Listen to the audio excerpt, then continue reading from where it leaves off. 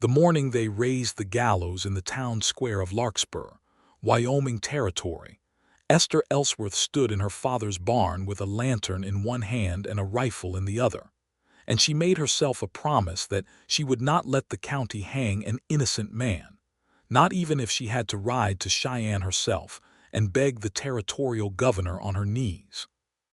It was the spring of 1885, and the high plains around Larkspur were green with new grass, the kind of green that only lasted a few weeks before the sun burned it to straw color. The Laramie Mountains sat blue and distant to the west, and the wind that came down off them smelled of sage and cold water. Esther had grown up on that wind. She had grown up in the saddle beside her father, Silas Ellsworth, learning to read cattle brands before she learned her letters, learning to shoe a horse before she learned to sew a proper hem. Her mother had died of a fever when Esther was 12, and since then it had been just the two of them on the small spread along Willow Creek, 60 head of cattle and a garden patch and a house Silas had built with his own hands out of cottonwood logs. Now Silas sat in the Larkspur jail, condemned to hang in 12 days for rustling cattle that bore the brand of the Bar C, the great ranch owned by Jedediah Cole, and Esther did not believe a word of it. She set down the lantern and leaned the rifle against a stall rail, ashamed of herself for even lifting it. There was no fighting this with a gun. Sheriff Cyrus Pruitt had a dozen deputized men in town, most of them on Cole's payroll one way or another, and a woman with a rifle would only get herself shot or, worse, get her father hanged a day sooner out of spite. She needed something else. She needed proof. She had been over the account books 100 times, had ridden every fence line on the Ellsworth place looking for gates left open, for tracks that did not belong. She had found nothing that satisfied her, only a gnawing feeling that the tally of missing Bar C cattle did not match what anyone could have driven off in one night with the small remuda her father kept. 20 head, they said. 20 head, driven 12 miles in the dark, by one man past 60 years old with a bad hip. It made no sense to her, and she meant to make it make sense to somebody with the power to stop the noose. She was still standing there when she heard the stagecoach bell far off on the Cheyenne road, and something in her chest tightened, though she could not have said why. Roscoe Brooks came into Larkspur 2 days later on a bay gelding he had ridden hard from the railhead at Cheyenne, dust thick on his black coat, and a Deputy United States Marshal's badge pinned crooked to his vest. He was 29 years old, broad through the shoulders from years of ranch work before he ever wore a badge, with a sun-weathered face and eyes the color of good coffee. He had been a cowhand once, then a Texas Ranger for 3 years chasing horse thieves through the brush country, and now he rode for the territorial marshal out of Cheyenne, sent wherever the law needed watching over itself. He had been sent to Larkspur because the marshal's office had received a letter, unsigned, claiming that the sheriff of Larkspur County was too cozy with the biggest rancher in the district to be trusted with an execution, and that a man might be hanged who did not deserve it. Roscoe's orders were simple enough on paper. Ride to Larkspur, oversee the sentence carried out lawfully and fairly, and report back. He was not sent to save anyone. He was sent to make sure the rope, if it fell, fell justly. He did not expect, riding into that dusty street past the half-built gallows with its raw yellow pine timbers, to feel his stomach turn at the sight of it, or to wonder, even before he had spoken to a soul in that town, whether he was about to watch an innocent man die. He found Sheriff Pruitt in the jailhouse, a heavy man with small eyes and a mustache stained yellow from tobacco, who greeted him with a handshake too warm to be honest. Marshal Brooks. We surely did not expect the territory to send a man all this way for a simple rustling case, Pruitt said. Ellsworth's guilty as sin. Jury took 20 minutes. 20 minutes, Roscoe repeated. Evidence was plain. Bar C cattle found on his range, his brand run right over Cole's iron. Old fool near confessed it himself, saying he had a right to them cattle for water debts owed him. Roscoe filed that away. A man who claimed a right to cattle was not quite the same as a man who denied taking them, and he wondered which it truly was. I will want to see the evidence myself, and speak with the prisoner." "Suit yourself," Prout said, though something flickered behind his small eyes that Roscoe did not like. "Gallows go up on schedule regardless. 12 days, Judge Harmon's order, and I do not aim to telegraph Cheyenne asking for more time on account of some marshal's curiosity." "I'm not asking your leave, Sheriff," Roscoe said, mild as still water. "I am telling you what I intend to do." It was on his way out of the jailhouse, boots loud on the boardwalk, that he first saw Esther Ellsworth. She was standing across the street outside the Mercantile, a basket of mending over one arm, wearing a plain blue calico dress with her dark hair pinned back beneath a straw bonnet, and she was watching him with an expression that could have cut glass. She had heard, from the open jailhouse window, every word of his conversation with Prout, and she crossed the street toward him before he had gone 3 steps, her chin lifted like a woman twice his rank. "You are the marshal come to see my father hanged," she said. It was not a question. "I am the marshal come to see justice done, ma'am," Roscoe said, "whatever shape that takes." That is a fine thing to say on a boardwalk. Her eyes, gray-green and fierce, did not waver from his. "My father did not steal Jedediah Cole's cattle. He has ranched this valley for 18 years without a blemish on his name, and now in 12 days you aim to watch him hang for something a man twice his strength could not have done alone in one night, and nobody in this town will ask why." Roscoe studied her a long moment. He had expected anger from the family of a condemned man. He had not expected the particular, precise fury of someone who had already done the arithmetic and found the story wanting. "I am asking why, Miss Ellsworth," he said quietly. "That is exactly why I rode 2 days to get here." Something in her face shifted, surprise breaking through the anger like sun through cloud, though she covered it quickly. "Then you will want to see the count of cattle yourself," she said. "Not the sheriff's count. Mine."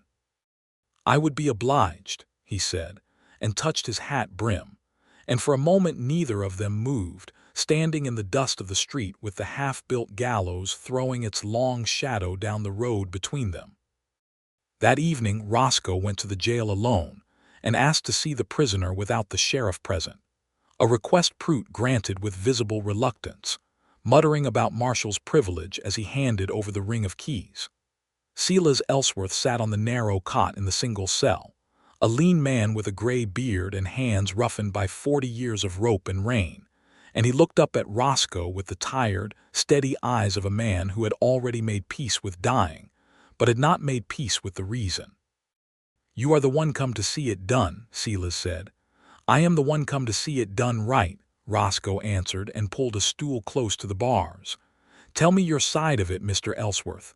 Slow." "From the start." Silas told it plain. "Water rights on Willow Creek, which ran through Ellsworth land before it ever touched Cole's Bar C, spread downstream. Cole had offered to buy the creek frontage outright the year before, a low offer, and Silas had refused, needing that water for his own herd. Words had passed between them at a cattlemen's meeting in town, ugly words. Cole saying a man ought not stand in the way of progress. Silas saying a man ought not steal water from his neighbor's children just to fatten his own herd faster. 2 weeks later, 20 head of Bar C cattle turned up grazing on Ellsworth land, their original brand crudely overrun with an Ellsworth iron, sloppy work that any real brand artist would have been ashamed of. Sheriff Prout rode out with 2 of Cole's men as witnesses, found the cattle, arrested Silas on the spot. "I never touched a rope on those beeves," Silas said, gripping the bars. "I have run my brand clean for 18 years. Ask any man who has ever bought a steer off me. That work on those hides was done by somebody wanting it found sloppy, wanting it found on my land. Who would want that badly enough to risk a rustling charge himself, running another man's cattle onto your range in secret?" Roscoe asked. Silas's jaw tightened. "There is a man rides for Cole named Garrity. Big Sam Garrity. Meanest hand on that whole outfit and the only one of Cole's men who has ever set foot on my land uninvited, chasing strays that were never strays at all, I think now, looking back. I cannot prove it. That is the trouble, Marshal. I have got nothing but the shape of the thing, and a jury does not hang a rich man's foreman on the shape of a thing. They hang the poor man they found the cattle standing on. Roscoe left the jail that night with more questions than he had carried in, and he did not sleep well in the little room he had taken above the saloon, listening to the wind rattle the shutters and thinking of a woman's gray-green eyes fierce with grief she refused to call by its name. The next morning Esther came to the jail with a basket of biscuits and salt pork for her father, and found Roscoe already there, boots up on the porch rail, waiting, he admitted plainly, for her. "I would like to see your count of the cattle, Miss Ellsworth," he said, "and I would like to ride out to your place and look at the ground where those Bar C steers were found, if you will permit it." "I will do more than permit it," she said. "I will show you myself." And there was, beneath the wariness in her voice, the faintest thread of something like hope, thin as a green shoot pushing up through old ash. They rode out together that afternoon, Roscoe on his bay and Esther on a sturdy little sorrel mare she had raised from a colt, and the 12 miles between town and the Ellsworth ranch passed easier than either of them expected, filled with careful, searching talk. She told him about her mother, about the winters she and her father had weathered together, about how Silas had taught her to shoot a coyote off a fence post at 80 yards, and had never once told her a woman ought not know such things. He told her in turn about growing up poor on a played-out farm in the Nebraska Panhandle, about riding for the Rangers in the Texas brush country, about how he had taken the marshal's badge because he had seen too many men bend the law to fit their own pockets and had wanted, for once, to be the one thing standing between a poor man and a rich man's convenience. "Is that why they sent you?" Esther asked. "Because you are the sort who will not bend?" "They sent me because somebody wrote a letter to the territorial marshal saying your sheriff could not be trusted to hang a man fair," Roscoe said. "I do not yet know who wrote it, but I mean to earn whatever faith they put in me by writing that letter."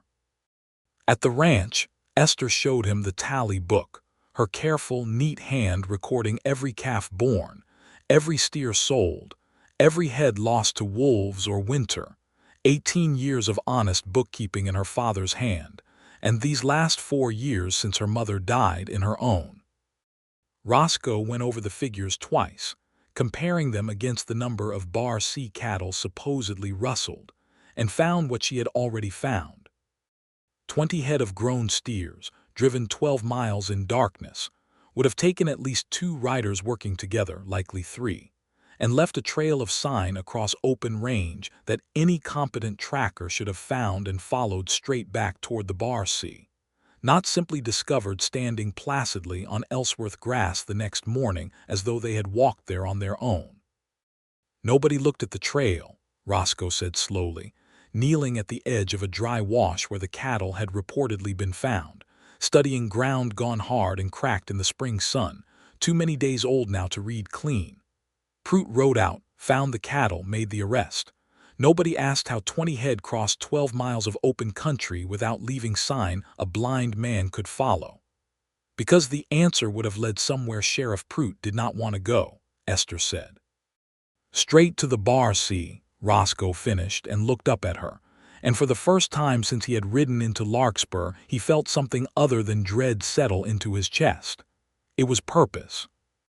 It was, though he did not yet let himself name it so plainly, the beginning of wanting to protect this woman and her father both, wanting it with a force that went beyond duty. They rode back toward town in the long gold light of early evening, and it was on that ride, crossing a shallow ford of Willow Creek where the water ran clear and cold over smooth stones, that trouble found them. 3 riders came down off a low ridge to the south, and Esther recognized the lead man at once by the size of him, a mountain of a rider on a black horse, Big Sam Garrity himself, with 2 Bar C hands flanking him. "Well now," Garrity said, reining up in the middle of the ford so that water splashed dark against his horse's legs. "Marshal Brooks, ain't it, riding around the county with Ellsworth's girl. Sheriff know you're out here playing detective on the county's time." "The county's time is exactly what I am spending, Mr. Garrity," Roscoe said, easy and unhurried, though his hand had drifted to rest near his hip.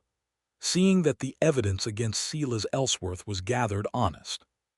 You would not know anything about how those Bar sea steers found their way onto his land, would you? Something flickered across Garrity's heavy face, there and gone. I know a rustler was caught red-handed and a jury convicted him fair. That is all any man needs to know. Funny thing about a jury, Roscoe said, they only know what they are shown, and I am starting to think somebody showed them a very small, very tidy piece of a much bigger picture. Garrity's horse shifted, and for a moment the air over the creek felt tight enough to strike a spark. Then Garrity smiled, an ugly thing with no warmth in it at all. You ride careful out here, Marshal. Territory's full of washouts and rattlesnakes this time of year. Awful lot of ways for a stranger to come to grief on ground he does not know. He turned his horse then, and his 2 men followed, and the 3 of them rode off north toward the Bar Sea, leaving Roscoe and Esther alone at the ford with the creek running quiet between them and the sun sliding low toward the mountains. That was a threat, Esther said, watching them go, her voice not quite steady. It was, Roscoe agreed, which tells me we are closer to the truth of this than Sheriff Prout would like. He looked at her then, really looked, at the fear she was fighting down and the courage that kept rising up over it, and he found himself saying, I will not let harm come to you over this, Miss Ellsworth. You have my word on that, for whatever a marshal's word is worth to you. It is worth a good deal more today than it was 3 days ago, Esther said, and managed something close to a smile, small and tired but real, and they rode on toward town together as the first stars came out over the plains.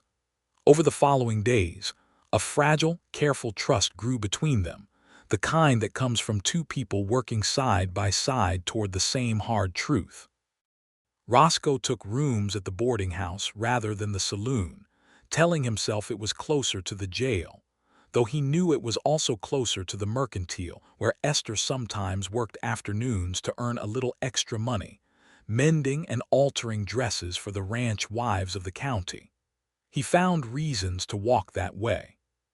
She found reasons to bring him coffee when he sat late into the evening at the jailhouse desk poring over the county's brand records, comparing the crude, overrun brand on the seized cattle against samples of Silas's honest work going back a decade, looking for the tell of a different hand. Look here, Roscoe said one evening, turning the ledger toward her under the lamplight, his finger tracing an old bill of sale bearing Silas's brand, clean and confident, an E crossed with a small bar. And here, he set beside it the sheriff's own drawing of the brand found on the disputed cattle, the same E and bar but heavier, the iron pressed too hard and too long, blistering the hide in a way an experienced brand hand like Silas Ellsworth would never allow, wasteful and cruel and careless. Your father has run that brand 18 years without a complaint of poor work. This was done by somebody who knew the shape of his mark, but not the discipline of his hand. Somebody copying it from memory in a hurry in the dark. Garrity, Esther said, I believe so, but belief will not save your father's life. I need proof, and I need it before that gallows is finished. His eyes went involuntarily to the window, where against the darkening sky the raised timbers of the scaffold stood black and stark at the end of the street, and Esther followed his gaze and felt the cold that always came when she let herself truly look at it. How much time do we have? She asked, very quietly. 9 days, Roscoe said. I have sent a telegraph to Judge Harmon in Cheyenne asking for a stay pending further investigation. I do not yet know if he will grant it, or if Prout's own reports to the judge will outweigh mine. And if he does not grant it, Roscoe was quiet a moment, and when he spoke his voice had gone low and rough with feeling he was clearly trying to master. Then I will stand on that scaffold on the appointed morning, Miss Ellsworth, and I will not let that rope fall until I am satisfied of the truth, Marshal's badge or no Marshal's badge, Prout's authority or no. I did not ride 2 days out here to watch a lie get carried out simply because a clock ran down. Esther looked at him across the lamplit desk, at the tired lines around his coffee-dark eyes, at the stubborn set of his jaw, and something in her chest that had been clenched tight as a fist since the morning of her father's arrest loosened, just a little, for the first time in weeks. "I do not know how to thank you for that," she said. "Do not thank me yet," Roscoe said. "Thank me when your father walks free." It was 2 days later, at a Saturday social held in the Larkspur schoolhouse to raise money for a new church roof, that the two of them found something neither had expected to find in the middle of all that danger and grief: a stolen hour of simple, unhurried happiness. Esther had almost not gone, feeling it wrong somehow to dance while her father sat in a cell counting down his days, but the schoolteacher, a kind gray-haired widow named Mrs. Abernathy, had come to the ranch herself and insisted, saying that grief did not require a woman to starve her own heart, and that Silas himself, she was certain, would rather see his daughter's face lit with music for one evening than pale with worry every night of the week. So Esther put on her one good dress, a soft green wool with a lace collar her mother had sewn years before, and rode into town, and found Roscoe standing awkwardly near the punch table in his good coat, clearly out of his element amid fiddle music and children's laughter, looking as though he would rather face down Big Sam Garrity again than ask a woman to dance. "You are not obligated to enjoy yourself on the county's account, Marshal," Esther said, coming to stand beside him, a small teasing note in her voice that surprised even herself. "I am off duty this evening by my own reckoning," Roscoe said. "Which means, if you will permit an unpracticed man to try, I would very much like to ask you to dance, Miss Ellsworth." Her breath caught just slightly, but she set down her cup and offered her hand. "I would like that." They danced a slow reel under the schoolhouse's lantern light, and Roscoe, despite his protest of being unpracticed, moved with a quiet, careful grace, his hand warm and sure at her waist. And for those few minutes the gallows and the sheriff and Jedediah Cole and all the fear of the last week seemed to recede to some distant place outside the circle of fiddle music and lamp glow. Esther found herself laughing at something he said, a low, dry joke about his own 2 left feet, and the sound of her own laughter surprised her, unfamiliar as it had become. "I had forgotten I could still do that," she admitted when the music paused and they stood catching their breath near the open door, the night air cool against her flushed cheeks. "Laugh?" Roscoe asked. "Feel light," she said, "even for a moment." Roscoe looked at her a long moment in the lantern light, and something passed between them that neither had words for yet, tender and startled and entirely new. "I would like to be the reason you feel that way more often, Esther," he said, using her given name for the first time, quiet as a confession. "If that is not too forward a thing for a man in my position to say." "It is exactly forward enough," Esther said, and did not look away. They did not kiss that night, not with half the county watching from the schoolhouse windows, but when Roscoe helped her onto her sorrel mare at the end of the evening, his hand lingered a moment longer than strictly necessary at her waist, and she rode home under a sky full of hard, bright stars with her heart beating in a way it had not beaten in years, guilty and glad in equal measure, guilty that she could feel such lightness with her father's life still hanging by a fraying rope, glad because some stubborn, hopeful part of her believed, more than she had in weeks, that they were going to save him. The telegraph reply came from Judge Harmon 3 days later, and it was not the answer either of them wanted.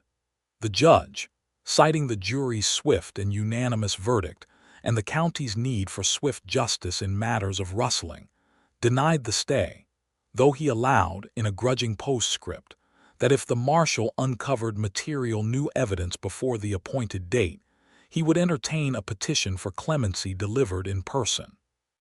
"Before the appointed date," Roscoe said grimly, reading the telegraph slip again in the jailhouse office while Sheriff Prout looked on with poorly hidden satisfaction.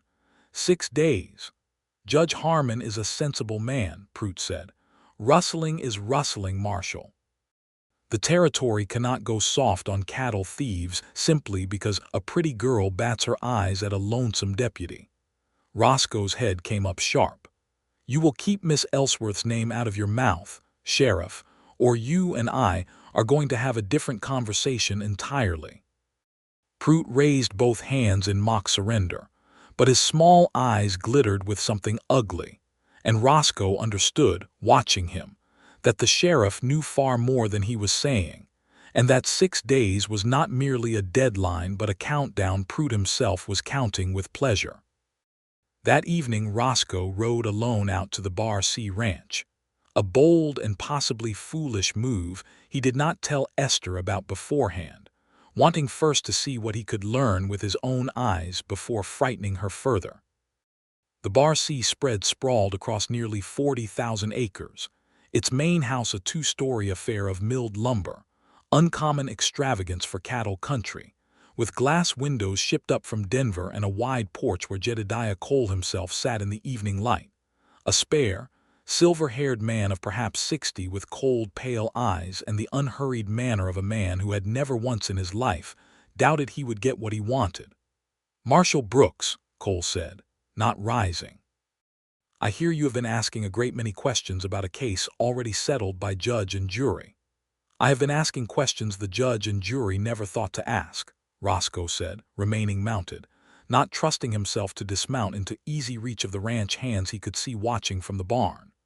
20 head of your cattle, driven 12 miles across open range in one night with no trail left behind. That interests me, Mr. Cole. It ought to interest you too, unless you already know the answer." Cole's expression did not change, but something behind his pale eyes went very still. "Are you accusing me of something, Marshal?" "I am telling you I intend to find the truth of this before Saturday morning," Roscoe said, "and that if I find your name attached to it, no fortune in this territory will keep you from standing trial yourself." "Bold talk," Cole said, "for a man riding alone onto another man's land at dusk." He let the silence stretch a moment, long enough for Roscoe to hear, somewhere behind the barn, the metallic click of a rifle being readied, though no shot came. "But I admire boldness, Marshal, even when it is misplaced. Silas Ellsworth stole my cattle because he could not abide the notion of a man richer than himself controlling the water this whole valley depends on. That is not a conspiracy. That is simple human envy, and it will get him hanged, and no amount of your writing about the county will change the arithmetic of it." "We will see about the arithmetic," Roscoe said, and turned his horse, and rode back toward town in the deepening dark, aware the entire way of eyes on his back and the cold certainty settling into his bones that Jedediah Cole would not stop at threats if pushed too hard, that the man's calm was not the calm of innocence, but the calm of a predator who had never yet needed to hurry. He found Esther waiting up for him at the boarding-house porch when he returned, having heard from Mrs. Abernathy where he had ridden, and she was pale with worry, and when she saw him whole and unhurt, furious in the particular way that only comes from fear finally allowed to unclench. "You rode on to Cole's own land alone and told me nothing of it," she said, before he had even swung down from the saddle. "Roscoe Brooks, if you mean to get yourself killed chasing this truth, you might at least have the decency to let me worry beside you instead of after the fact." It was the first time she had used his given name, and it struck him with more force than Cole's veiled threats had managed. "You are right," he said simply, dismounting, standing before her in the porch lamplight with his hat in his hands like a boy called to account. "I am sorry, Esther. I did not want to frighten you before I had something certain to tell." "I would rather be frightened with you than left safe and ignorant," she said. And then, because the fear and the relief and the days of held-back feeling had worn her defenses thin, she closed the distance between them and pressed her face against his chest, and his arms came around her without hesitation, and they stood like that a long moment on the quiet porch while the town slept around them. Two people who had found, in the middle of danger neither had asked for, something neither wanted to lose. "I have never felt this way about anyone," Roscoe admitted into her hair, voice rough. "I did not come to Larkspur looking for it. But I would burn down every rotten thing Jedediah Cole has built before I would let him take your father from you, Esther, and before I would let anything take you from me." "Then help me find the proof," she whispered, "because in 5 days wanting will not be enough." The proof, when it finally came from the last place either of them expected, from Big Sam Garrity's own conscience, or what little of it Jedediah Cole's money had left him. It was Esther who found the thread, sitting up late at the ranch going back through years of her father's tally book searching for anything at all, that might tie Garrity or the Bar C to some prior grievance. And she came across a page from 3 winters before, a notation in her father's careful hand about a hired hand named Sam Garrity who had briefly worked for Silas Ellsworth himself, before Cole hired him away with better wages, and who had been let go from the Ellsworth ranch under a cloud. Suspected but never proven of skimming a few head of cattle for himself during a fall roundup. She rode into town at first light, half-dressed still in her nightclothes beneath a hastily thrown-on coat, and found Roscoe at the jailhouse, and together they went to see an old man named Ezra Tull, a former Ellsworth ranch hand now too crippled with rheumatism to work, who had been present the season Garrity was let go. Silas caught him at it, Ezra said, rocking slow on his porch, his hands trembling faintly around a chipped coffee cup. Never told the sheriff, on account of not wanting trouble, just sent him packing quiet and told him if he ever came sniffing round Ellsworth cattle again he would answer for it proper. Garrity took that hard, I always figured. Man like that does not forget being caught, does not forget being sent off in shame. He went and got himself hired at the Bar C not 2 weeks later, and I always did wonder if there was not some notion of getting even buried under all that. Would you say so before a judge? Roscoe asked. Ezra's rheumy eyes sharpened. I would say so before the devil himself, if it meant seeing Silas Ellsworth walk free of that noose. He is the only man in this county who ever paid me a fair wage without being asked twice.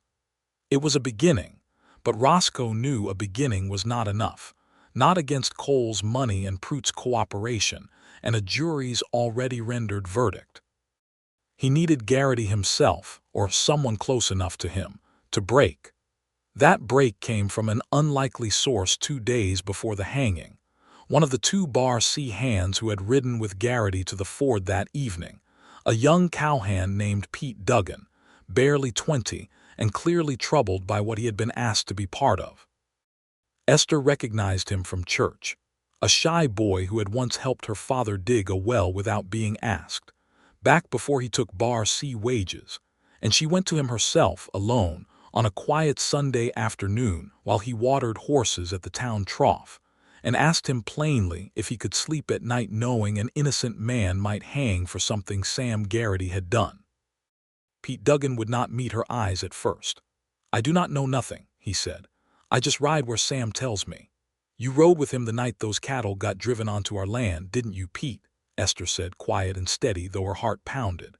I'm not asking you to hang for it. I'm asking you to help save a man who never did you a wrong turn in his life. The boy's jaw worked silently a long moment, torn plainly between fear of Cole's men and whatever conscience still lived in him. If I talk, he said at last low, Garrity will kill me, Cole will let him. Then talk to the marshal, not to me, Esther said. He can put you somewhere safe. But Pete, in 2 days my father dies for something you know he did not do. I am asking you, as a Christian, and as somebody my father was kind to once, to find the courage to do right. That evening, under cover of dark, Pete Duggan came to the jailhouse and told Roscoe everything, his voice shaking but his words clear and damning.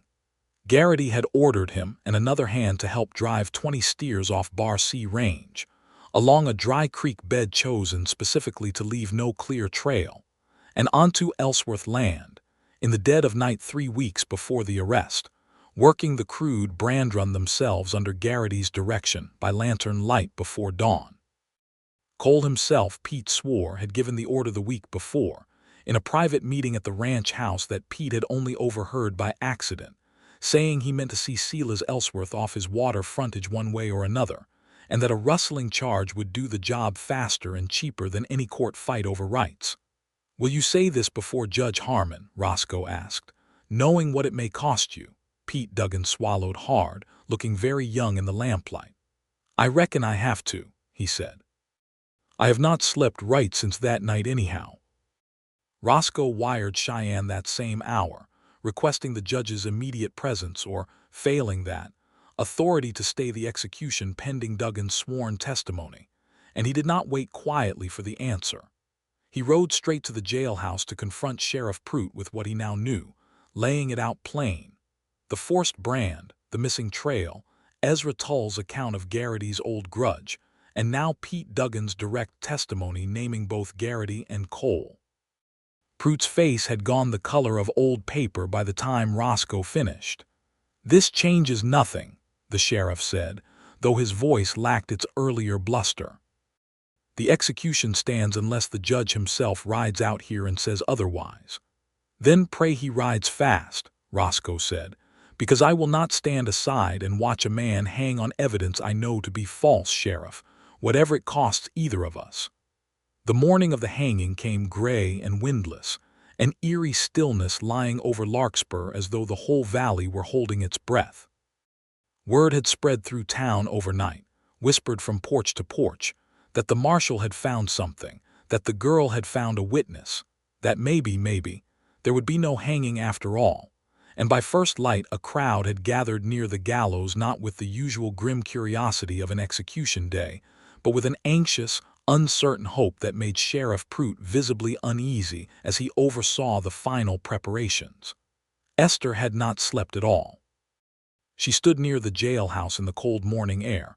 Her father allowed one last visit before he was to be walked the short distance to the scaffold, and she held his weathered hands through the bars and would not let herself cry, not yet, not until she knew which way the morning would break. "Whatever happens today," Silas said, his voice steady despite everything, "you have been the best of me these 18 years, Esther. Better than I deserved. I want you to know that plain before anything else is said." "Nothing is going to happen to you, Papa," Esther said fiercely. "Roscoe sent word to Judge Harmon last night. Pete Duggan has agreed to testify. We are so close." "Close is not here yet," Silas said gently, and though his eyes were sad, there was pride in them too, pride at the woman his daughter had become, fighting for him with every tool she had. At 8:30, with no word yet from Cheyenne, Sheriff Prout announced that the sentence would proceed as scheduled, Judge's silence being, in his interpretation, no stay at all. Roscoe stood on the jailhouse steps and told him flatly that he would not permit it, that as the marshal charged with overseeing the execution's lawfulness, he was invoking his authority to delay pending word from the judge. And for a long, terrible moment the two lawmen stood facing each other in the street, the crowd gone silent around them, while somewhere behind Prout's shoulder Jedediah Cole watched from his buggy with an expression of cold, calculating patience. And Big Sam Garrity sat his horse near the gallows with one hand resting, deliberate and threatening, near his revolver. "You would defy a county sheriff's lawful order, Marshal, on the word of a scared boy and an old cripple?" Prout demanded, loud enough for the crowd to hear, playing to them now. "I would defy any order built on a lie," Roscoe said just as loud, "and I have sworn testimony now naming the true rustlers in this county, Sheriff, testimony you would have found yourself if you had looked past the first easy answer Jedediah Cole handed you." A murmur went through the crowd at that, and Cole's come cracked for the first time just slightly, his knuckles whitening on the buggy rail. "This is slander," Cole called out. "The marshal is grasping at anything to save a rustler's neck, because he has taken a fancy to the man's daughter. That is the whole of his evidence, gentlemen, a lawman led about by his own weakness for a pretty face." The words struck the crowd like a spark near dry grass, and Roscoe felt Esther stiffen beside him where she had come to stand, but he did not let the accusation shake him. "My feelings for Miss Ellsworth," he said, clear enough for every soul in that street to hear, "have got nothing to do with a signed and witnessed confession from Pete Duggan, sitting right now in the jailhouse under guard, naming Sam Garrity as the man who drove your cattle onto Ellsworth land under your own order, Mr. Cole, to force Silas off his water rights. Nor with Ezra Tull's testimony of Garrity's grudge against Ellsworth from 3 winters back. A man's heart and a man's evidence can walk the same road without either one lying, sir, and I mean to prove it before this county in the next quarter-hour if it takes riding down every last one of you myself." It was Garrity who broke first, not Cole. Perhaps it was the sight of Pete Duggan being brought out onto the jailhouse porch under guard, pale but resolute, ready to say his piece before God and the whole town. Perhaps it was simple cornered panic. Whatever the reason, Garrity spurred his horse suddenly toward the edge of the crowd, meaning to bolt for open country rather than face what was coming, and in doing so he drew his revolver, perhaps only to clear a path, and the crowd scattered screaming, and Roscoe, closer to the man than anyone else, threw himself forward and caught Garrity's horse by the bridle before it could break free, hauling the big man half out of the saddle with a strength born of pure desperate will. The revolver discharged once into the dirt, harming no one, and then Roscoe had Garrity on the ground, wrestling the weapon from his grip while two other townsmen, seeing the marshal in trouble, rushed forward to help pin the rustler down. It was over in less than a minute, Garrity face down in the dust with his arms wrenched behind him, cursing but the fight gone out of him, and in the sudden ringing silence that followed, every eye in that street turned toward Jedediah Cole, who sat very still in his buggy, the color drained entirely from his face. "He acted alone," Cole said, too quickly, too loudly. "Whatever Garrity has done, I had no part in it." "Pete Duggan says different," Roscoe said, rising, dusting off his coat, breathing hard but steady. "And I expect, once Judge Harmon rides out here himself, which I have every confidence he now will, we will find out exactly how much of this Larkspur County wants to believe a rich man's word over sworn testimony and plain evidence."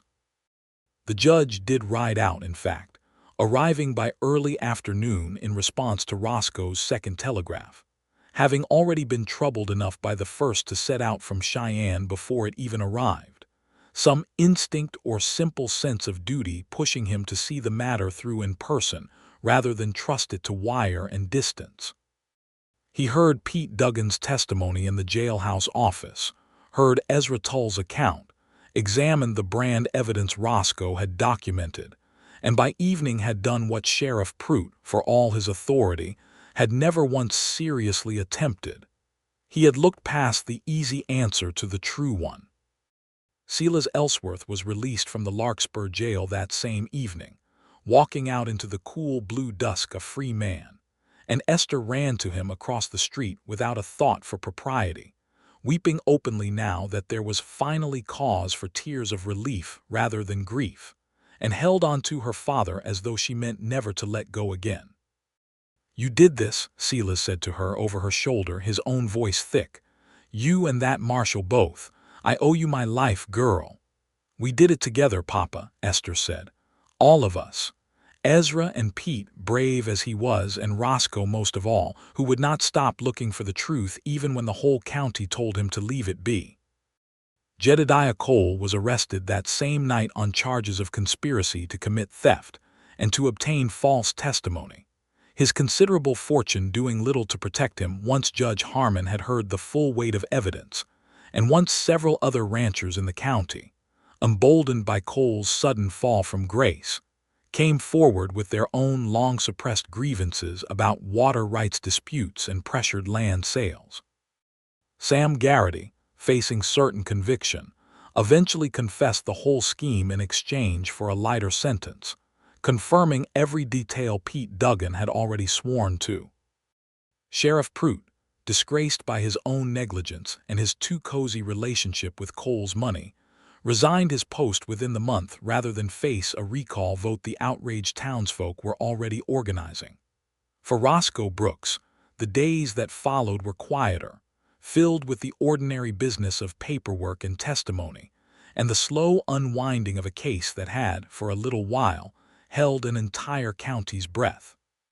But every evening, when his duties allowed, he found his feet carrying him out along the road toward Willow Creek, toward the small cottonwood log house where Esther Ellsworth had grown up, and where, now, her father sat once more on his own porch in the evenings, alive and free, and watching his daughter with a new, quiet peace in his tired eyes. It was on one such evening, perhaps 3 weeks after the hanging that never happened, that Roscoe finally said aloud the thing he had been carrying since that first dance in the schoolhouse lantern light.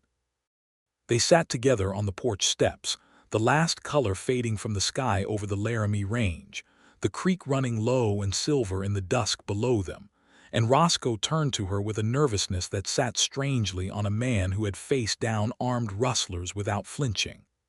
"Esther," he said, "I have thought a great deal about what happens to a marshal once the case that brought him to a town is finished.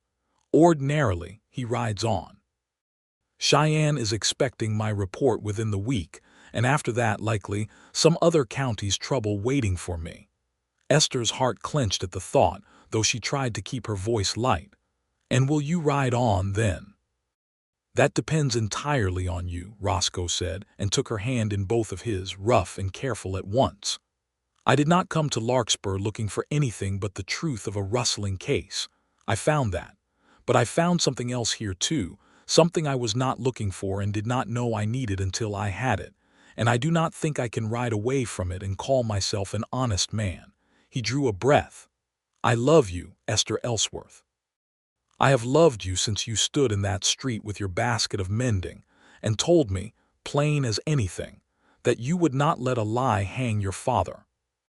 I would be honored, more honored than I have ever been by any badge or any commission, if you would consent to be my wife."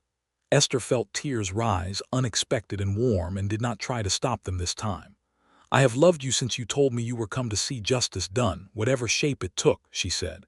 "And I do not want you to ride on to some other county's trouble, Roscoe Brooks. I want you here on this creek in this valley for the rest of both our lives. Yes, yes, I will marry you." He kissed her then, gently at first, and then, with all the pent-up feeling of weeks of danger and longing finally allowed release.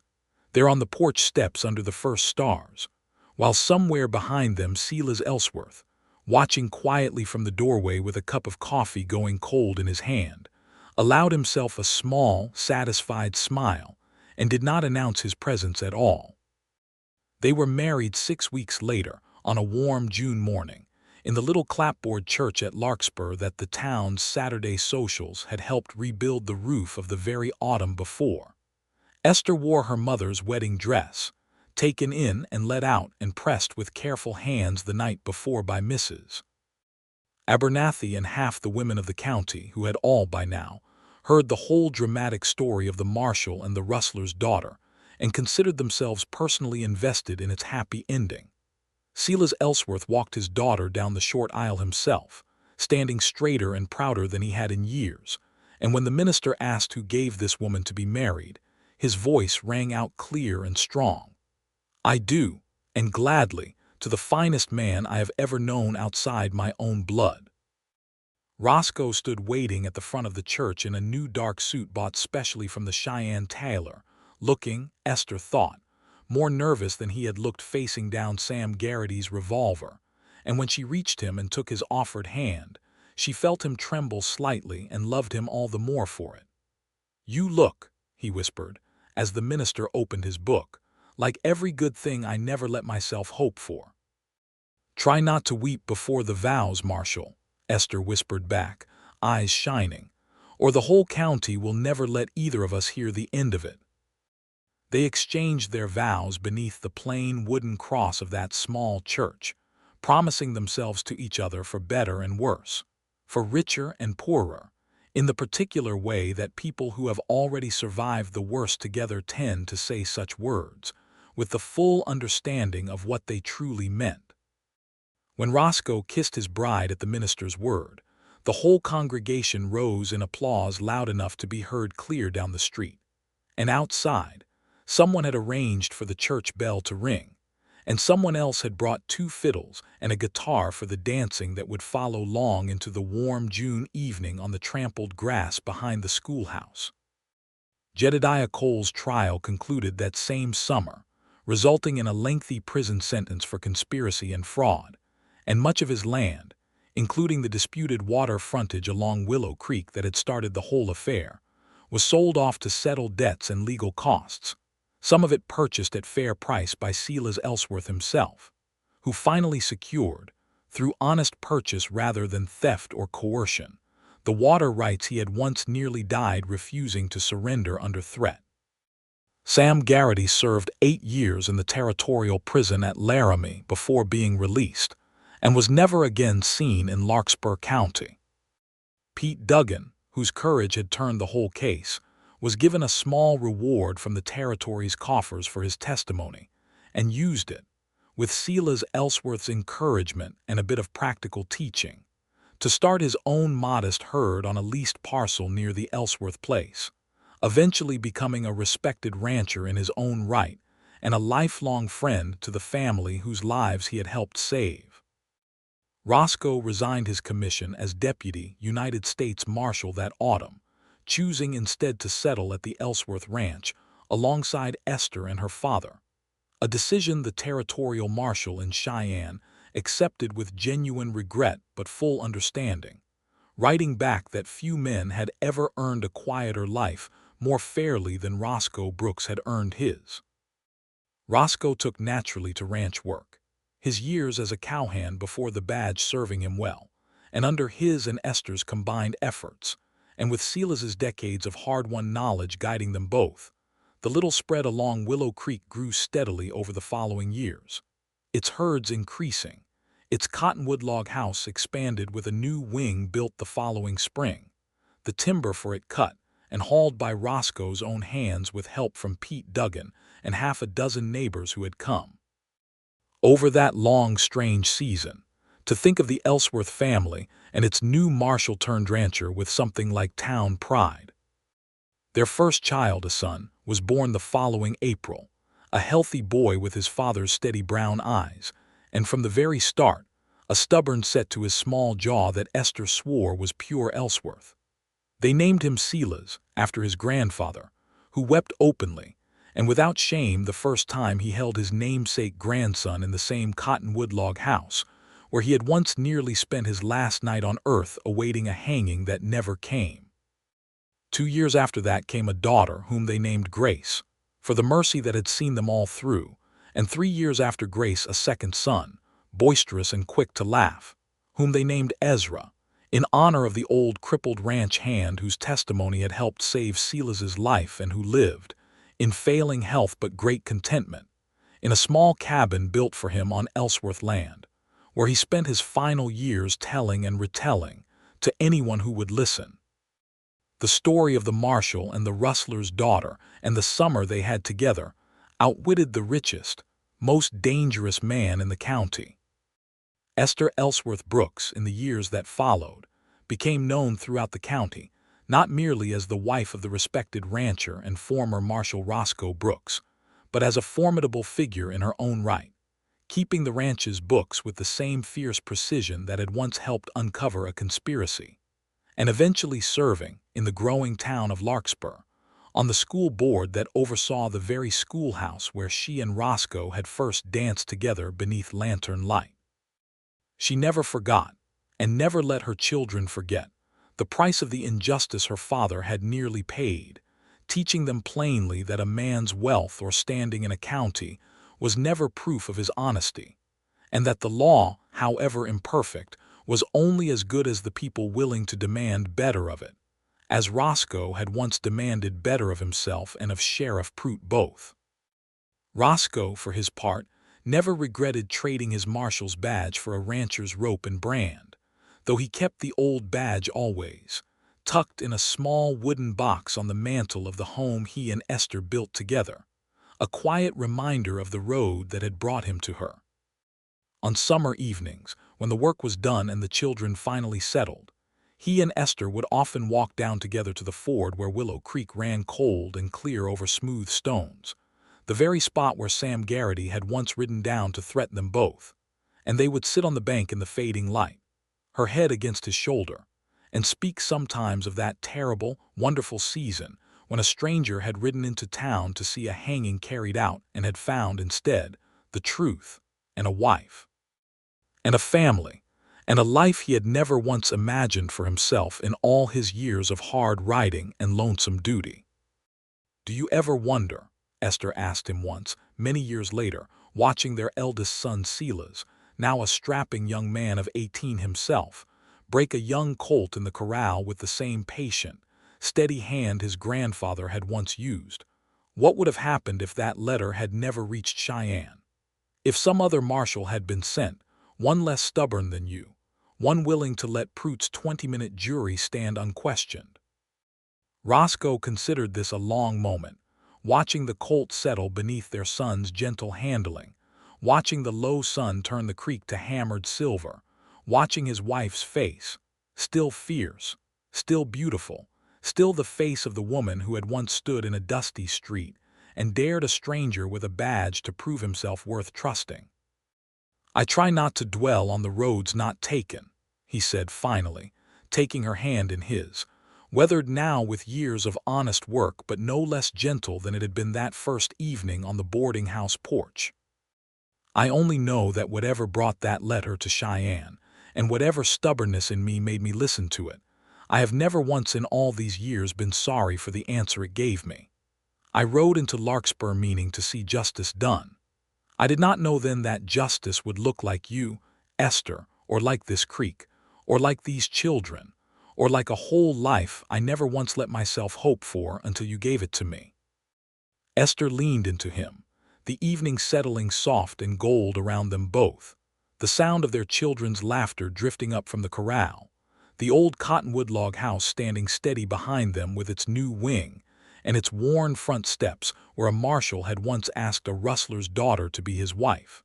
And she thought, not for the first time, that whatever injustice had nearly cost her father his life had, in the strange and mysterious turning of fortune, given her in its place the truest happiness she had ever known.